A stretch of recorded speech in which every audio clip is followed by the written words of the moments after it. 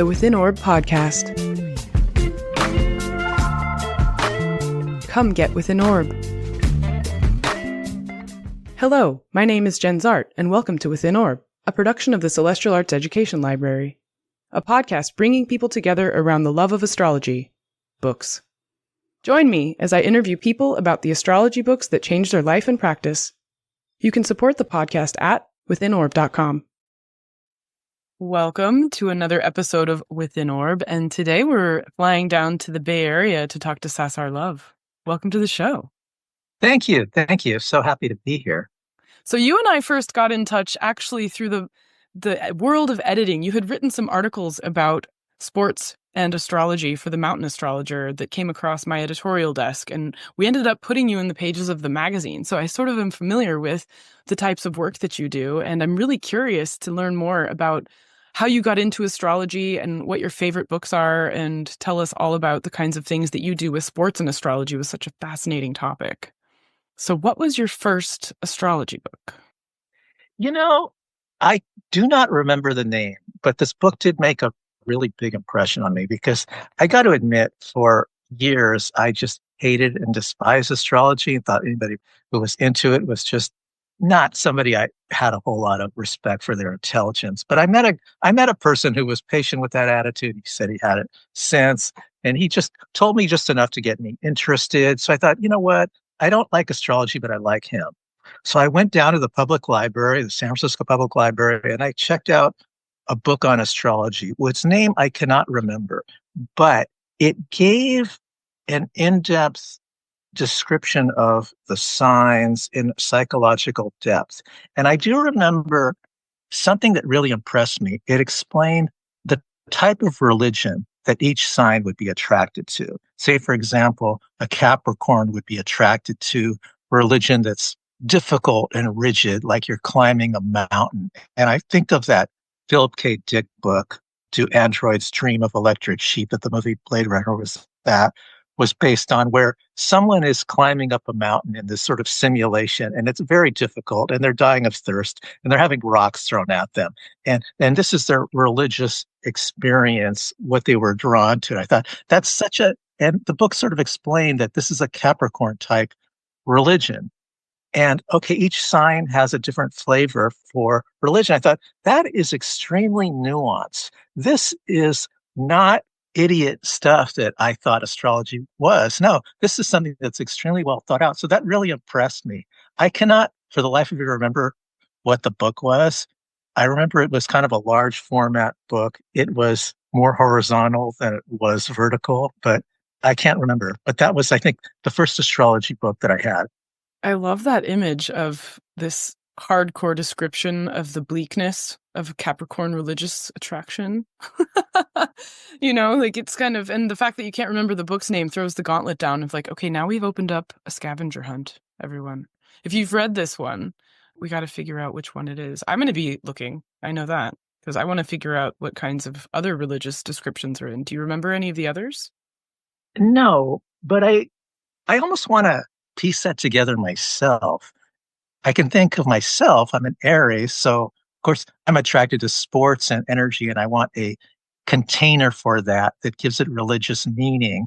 And I've created one in a sense with my own writings about astrology, and I made baseball into my own religion, and I could see going into other sports with that. So yeah, it's almost like I want to recreate that part of the book. If I never find the book, then yeah.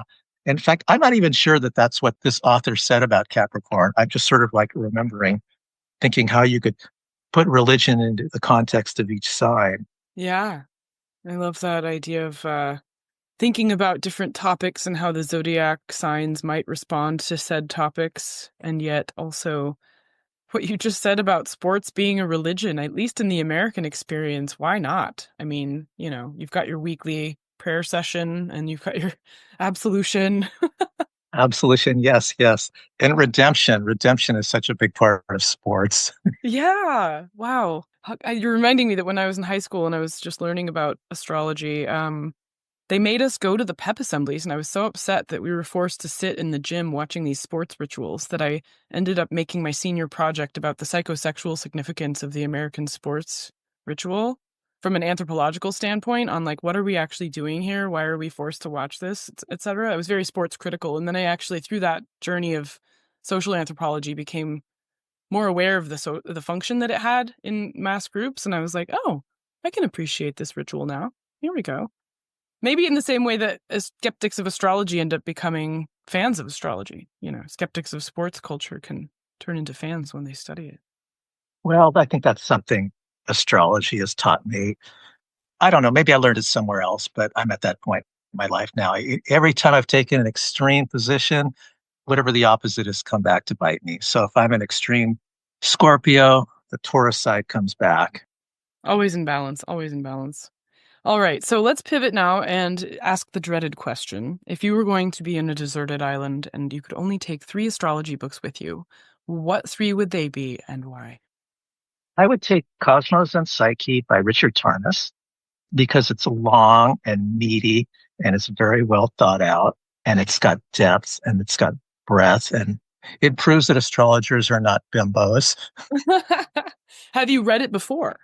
I have. I've read it at least once. Maybe I think I've read it maybe 1.5 times. I've lost myself in it, just so the history of transits, and he takes on the whole scope of Western history and puts it in a context of the outer planets and where they've been, the conjunctions of the outer planets or aspects with the outer planets, and how they led to different eras of history, different eras of where consciousness is developed. So since you're coming from a lens of somebody who also focuses so much on sports and sports culture with astrology, I'm wondering if you can tease out anywhere that comes through in Tarnas's book. I can. I'm really drawn to the conjunction in the 1890s of Pluto and Neptune, and Tarnas talks about that as a return of the Dionysian and how that brought about surrealism, jazz music, kind of a return to the body and this sense of ecstasy. And I talk about that in my article that I've written about basketball, because basketball was born during that period, during a conjunction of Neptune and Pluto. And it's a very Dionysian game where someone is very engaged physically, mentally, emotionally to be playing it, not just the player, but the fans also. It's also important in the history of baseball because although baseball's roots are very, very old, they're from time immemorial, there were a lot of major league teams that are in existence to this day that have a Pluto-Neptune conjunction in their birth chart. And I wrote about that briefly when I was writing about baseball. I've more recently doing my research about basketball, but I see it there, that connection with the land that can be Dionysian is there and it's present. And Tarnas talks about it, and it's something I want to meditate on more or to be able to articulate it more. I mean, I play softball now and I just totally love it. And I just get a total Dionysian high off of playing it, but it's not just for the players, it's for the fans as well. So sports is very much integrated with this conjunction of Neptune and Pluto that Tarnas talks about in the return of the Dionysian energy. When you say Dionysian energy, I'm also hearing the word festival, as if we have these sort of organized moments of festival culture that we're allowed to let loose, and then we go back to our Apollonian day jobs. I hadn't thought about that, but you're right. Because I think back to ancient Greece, and the Dionysian festival is the origin of theater. And Nietzsche talks about this. But yes, it is connected with festival. It's not just an individual's ecstatic experience. It's a group experience. Yeah. Yes. Yeah. And also, yeah, wow. The Dionysian with basketball, though, like what is you spoke on all of these levels where the individual has to be completely engaged. Do you see an astrological corollary besides Tarnasian identification of Pluto Neptune in your analysis of the thing that makes basketball so totalizing on all those levels? Basketball is an Aquarian game. It's very much a team sport where you've got 5 players who often come from all different parts of the world. They've got to work together as a team and feel that energy. So it's a festival. They're on the floor. They're on the hard wood. Yeah, there's your Team D, Team Dionysius. Yeah. I grew up in the age of Michael Jordan being popular, to date myself, And I loved just how quickly the points could change. Like that really appealed to me that you could just have these like 2-3, 2-3, 30 seconds is a long time in basketball. Well, this is research that I did not do, but years ago at the Mountain Astrologer, during that age, her last name was Conway. I forgot her name. She wrote about sports in the Mountain Astrologer in the 1990s, and she talked about basketball and how the points would change. Perhaps it was about different planets on the ascendant. Some would favor one team, one favor the other, and you could see which team is about to go on a run. I have not done my own research on this. I want to do so. The article was, yeah, it was written more than 20 years ago, and I was looking through my stacks of old Mountain Astrologer, and I've not been able to find it. But I think that's one of the things she was talking about. Yeah. All right. So what would your second pick be?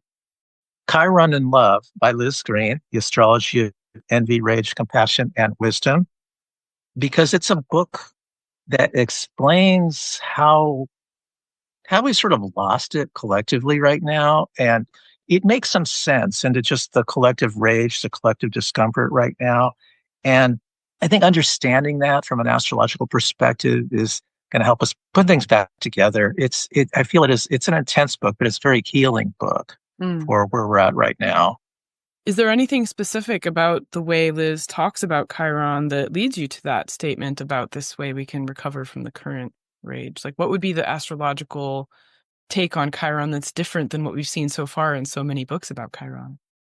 It strikes me as just very soulful, very in touch with just that deep kind of bleeding of Chiron, not in a painful way, but where you can just kind of like feel the sort of dark liquid vibe of Chiron. I feel like Chiron has this dark liquid energy that can ooze on you and absorb you. And it may be yucky at first, but it's healing. It's a kind of a bath in like grape juice or something. I guess I'm waxing poetic, and maybe I just thought of that because I have some grape juice in my hand right now, and it's the same color of what I'm trying to describe. But Chiron makes you go uncomfortable places, and maybe it's ultimately good. Yeah, it's interesting to see another book about Chiron, given that there's so many, and I find myself often having to try to explain to people why there's so many books on Chiron when it was only discovered in 1977. Perhaps because we're drawn to that healing energy and we need it. And Chiron's doing double duty right now, trying to fix our problems. It's nice to see also that Liz is continuing to write, given that it seemed like for a while she had gone into a form of retirement or academic mode, and now it's like, nope, we're back in the astrology mode. Yeah. Imagine stepping into a room of 5,000 astrology books, turning a corner and stepping into a room of 2,000 more. The Celestial Arts Education Library is every astrologer's dream, and it can be yours. I invite you to come support CAELi before you can visit physically. Your support will mean the creation of 52 new episodes of Within Orb next year, 4 issues of the CAELi Review, our inaugural journal, and countless book talks, events, classes for our community. Visit our website, www.caeli.institute/support, to select your level of care. Please help support CAELi into the future, our future, so that we may study the future together. Thank you for listening. Please enjoy the rest of the show. What would your third pick be? My third pick would be The Lunation Cycle by Dane Rudhyar. Ooh. It's a classic, and it's one I refer back to periodically, just as far as like the lunar cycle and the aspects between the sun and the moon and how that's echoed in aspects of between other planets. I found that book really useful. I haven't read it recently, but I thought, okay, I refer back to it every now and then. So I wouldn't want to not be able to refer. If I'm on a desert island and, oh God, what did Dane Rudhyar say about this? And I don't have my copy now. Yeah, it's indispensable. Yeah, of course. Which version do you have that's been reprinted so many different times? There's a really cool cover that almost makes you have like an epileptic seizure. Do you have that one? No, I'm looking at my cover and there's no epileptic seizure here. Well, actually, it is kind of exciting. Yeah, no, that's the one I mean. It's got blue and yellow on it and lots of like little lines. And if you move it quickly, your eyes go like, oh my gosh, stop moving the book. Okay. All Yeah, right. you could trance out of the island with that cover. That's a smart tool. See, guys, book covers matter. Take two. I'm not sure which version this is. Looks like 1971 by Shambhala. Very cool. Very cool. Yeah, that is foundational for understanding the dynamics of so many cycles, the synodic cycles.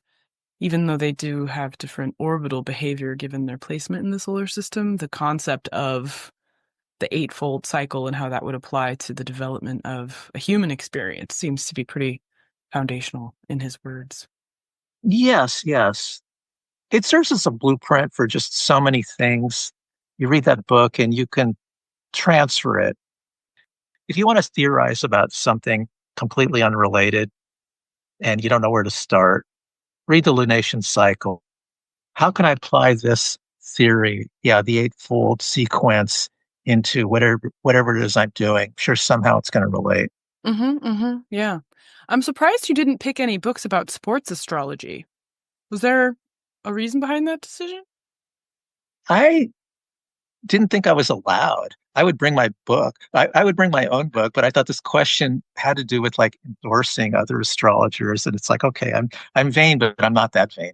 Yeah, sure. I know, but you could bring your own book. Well, your own book is ostensibly in your head, but I was thinking maybe, like Lee Layman's wrote like The Martial Art of Horary, which references sports and other kinds of. Rob Hand wrote his PhD thesis on warfare astrology that is also kind of related to sports, and so there's other books out there that people think about when they sort of consider. And I was like, well, that's interesting omission there on your part. Maybe we can speak to why.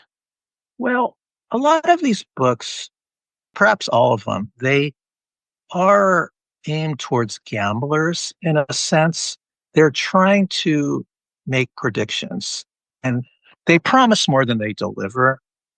When they start coming up with horary techniques or other techniques for making predictions, and it's a setup, they inevitably disappoint because even if you've got a really good system, it's not going to be foolproof. And I've seen gamblers just blow it and get disappointed. And I think sports astrology, you have to think of it in a higher plane. There's things going on that are like beyond who's winning and losing, beyond that sports astrology can teach us. So I don't recommend these books that are like aimed towards gambling. It's like a lot of books that promise too much and they can't really deliver. And you see a book like Sports Astrology by Mr. Frawley. I'm not sure it was even peer reviewed. There's no endorsements on the back cover, and he takes up a lot of shelf space and all that. But he has some good points. I've read his book very thoroughly. He does have some good points, but he's overpromising. His system ultimately doesn't really deliver. Well, I see what you mean by that distinction too. It's not something I ever consciously put words to, so I'm really grateful for that insight in that when we're dealing with something that's a system for prediction, even though someone like Dane Rudhyar would say, no, it's not prediction, it's diagnosis of personality, but it's like, yeah, and we can make predictions with it, and then you apply that to sports. I just never put that, oh my gosh, right behind that word is gambling instead of enjoying the game or being a fan. Like gambling and being a fan seem very diametrically opposed. A fan's going to go no matter what happens, right? And a gambler is not interested if there's a loss. And I think with sports astrology, you sort of transcend both because the fan can be extremely invested emotionally in their team. And when they lose, it can be devastating. When they win, it's just a real high, but you get over it. And that's one of the things that you learn as being a sports fan, that life is hard and you have your losses, but you hang around long enough, your team will win. But the problem is there's a lot of hate going on in sports these days. I think there's always is. I think somebody explained to me there's hate and then there's sports hate, and sports hate is supposed to be sort of like artificial hate. You just hate it. People in my town hate the Dodgers, and it's not always personal. It's a fun way of getting out your own aggressions on the team to the south. But some people are taking it too seriously these days. This has always happened. But if you look at it astrologically, If you look at the astrological birth chart of the team you're supposed to hate, you look at them, you can understand them astrologically, you don't really hate them because they make sense.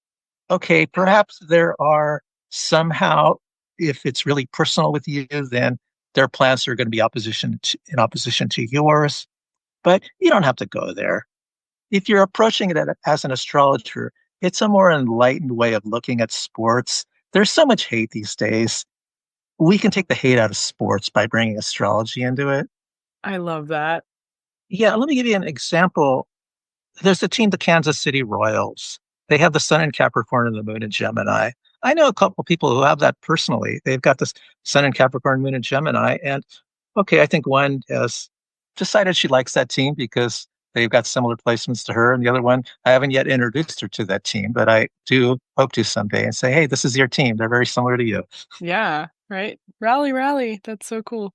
I mean, personally, I never ever thought about marrying astrology with sports in this way. I just based it off of whether I liked the color of their jerseys.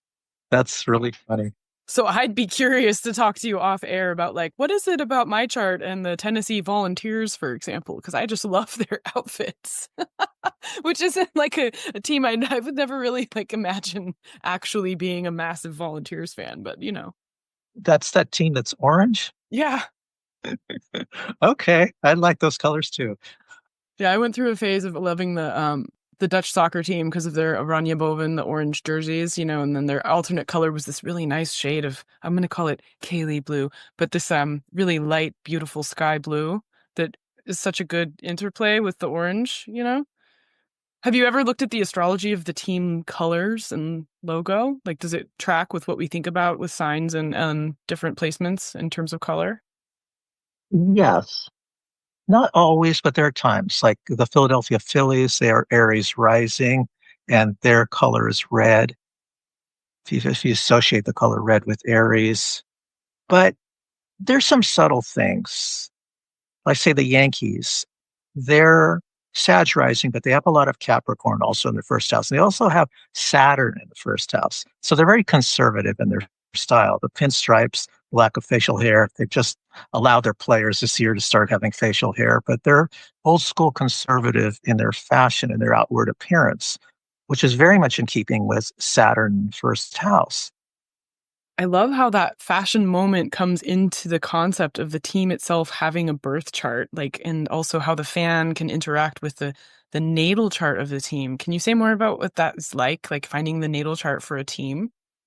To me, that's the most exciting thing about sports astrology. I have done a lot of research to get inception dates for sports teams. I've gone to the library. I've traveled to Hall of Fame in Cooperstown, New York, to do research, find out dates when were these teams born. And I'm not done because I'm trying to do the NFL and the NBA, and there's some that aren't out there. But when you've got the actual chart of a team, all their legends, all their ups and downs, all their lore really comes to life. It's right there. You see it. You see, what was it about the Cubs? Why were they losers and lovable for being losers? Well, they're a Pisces. It totally makes sense. Oh, poor Pisces. Yeah, no, I think also in putting it together as well, like the books that are trying to apply horary techniques to sports to win are very different than this approach of thinking about the team itself as having a natal moment, and then how can we describe what the culture of that team is going to be like over the course of its duration? Yes, very much so. And to me, that's fascinating because these teams are like parts of communities. They're there for generations. There's so much lore and there's so much just connection between families related to the team. And to understand this on an astrological level where it just totally starts to make sense. Oh, that's beautiful. Well, I definitely want to have you back to talk more about your book specifically, but in a different context, in a book talk. So we're going to share more about that after the show. But for now, I want to ask you the last question, which is, if someone comes to you as a beginning astrologer and says, César, tell me, where should I go? What book are you going to put in their hands? This is what I recommend. I tell people, go to your local library and find the astrology section, and then just flip through the shelf and find a a book that speaks to you, because they have different languages, they have different approaches, and they're not all going to jive with your Mercury or your Jupiter or your way of learning. So just flip through and find a book that actually speaks to you, because some can be very technical, and that's good if your Mercury is in Capricorn or in Aquarius. My Mercury is in Pisces, so I kind of prefer more of a poetic approach, but it doesn't have to be that way. I'm mutable enough to allow different approaches, but not everybody's going to vibe in with every astrology book. And I think there's a richness to the library that you're a part of. There's a richness to the astrology section in my town. And I found that book that I can't remember the title of, but that really spoke to me. But not every book's going to speak to everybody. Yeah. So just find the book that's going to speak to you. That's awesome. That's kind of how it happened in my case. Powell's Books in Portland also has a really robust astrology section given its location in the world. And you can really feel some entity. I kind of call it like the library angel, or if you want to go into more esoteric things, the daimon or something. And it sort of will like sense your presence and then stick a book in your hands in a way, like on its own. Like it'll be like, okay, Jen, you need like Monos Hieroglyphicus. I'm like, oh God, what's this? Oh, alchemy now? Okay, So I really love the way you're like way open to the idea of like getting people to just get to the store, get to the library, get to the section in your town where there's astrology books, and just find the one. Make yourself open to the thing that lands in your hands, Yeah. Yeah, very cool. Well, we're going to have you back very soon to talk more about sports and astrology. And so in the meantime, where can people find you? I'm giving a talk soon at the Seattle Theosophical Society. It will be Sunday, March the 23rd at 4:00. I'm not going to be there in person. It will be on Zoom. I'm talking about the Seattle Mariners. So if you're from the Northwest, I'm doing my research now to be very well versed in the Mariners. I have a chapter on the Mariners in my book, but I know I'm an outsider. I feel like the anthropologist trying to explain to the tribe what it is about them. So better do my research. I got a couple of books that I've purchased on the Mariners. One's called Shipwrecked. Another one's called Out of Left Field. Okay. Wow. Well, that promises to be very entertaining. And the anthropological perspective from the outside can sometimes be more informative than the insider, drinking the Kool-Aid. So they might learn a lot about themselves and realize, oh yeah, there is a pattern I didn't see because I've just been in it, So good luck. Thank you. All right. Thanks for taking time, and we'll see you very soon. All right. Thank you. Thank you for listening to Within Orb. To learn more about the Celestial Arts Education Library, or to become a member, visit our website at CAELi.institute. That's www.caeli.institute. If you enjoyed this episode, please help spread the word. Follow or subscribe to Within Orb in your podcatcher of choice, rate it 5 stars, or write us a happy review. This helps others find the show. We also want to give a big thanks to the indie band The E-Block for contributing their song Wake Up for our intro and outro music. You can find them at their website, eblockband.com. This is Jenn Zahrt, signing off for now. See you next time.